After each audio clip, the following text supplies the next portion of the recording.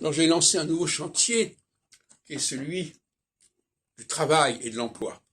J'avais déjà abordé ce problème dans le passé et je m'étais heurté à un certain nombre de problèmes que je n'avais pas résolus à l'époque. À savoir, qu'est-ce qui fait qu'à un moment donné, quelqu'un est employeur et quelqu'un est employé? Alors certains diront, bah oui, bah c'est comme ça, c'est parce que les circonstances font que, etc. En réalité, il s'agit d'un phénomène psychologique et cyclique. À savoir que, à certaines périodes, qui sont les phases en astrologie, les phases solsticiales, on veut être indépendant et on ne veut pas d'employé. On veut faire tout par soi-même.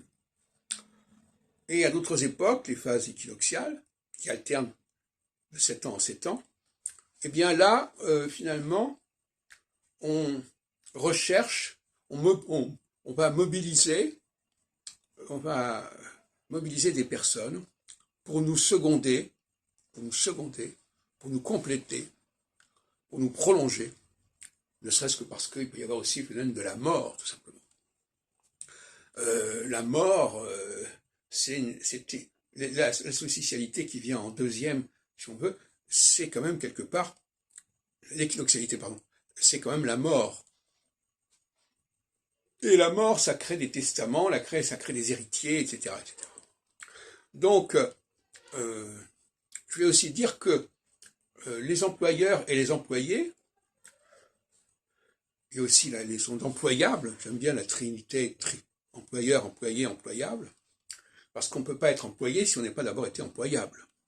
Et s'il n'y a pas un employeur, donc je remets en question un peu la dualité saussurienne à ce niveau-là. Mais, en fin de compte, il me semble qu'on peut très bien employer des employeurs. Par exemple, Emmanuel Macron, en choisissant Premier ministre, choisit aussi une employeuse qui va être capable de constituer une équipe gouvernementale intéressante. Si elle n'a pas cette capacité d'employeuse, ça ne sera pas très bon. Donc, voyez-vous, employeur-employé, c'est pas si simple que ça. Il y a des très bons employeurs qui peuvent être aussi employés précisément parce qu'ils sont de très bons employeurs.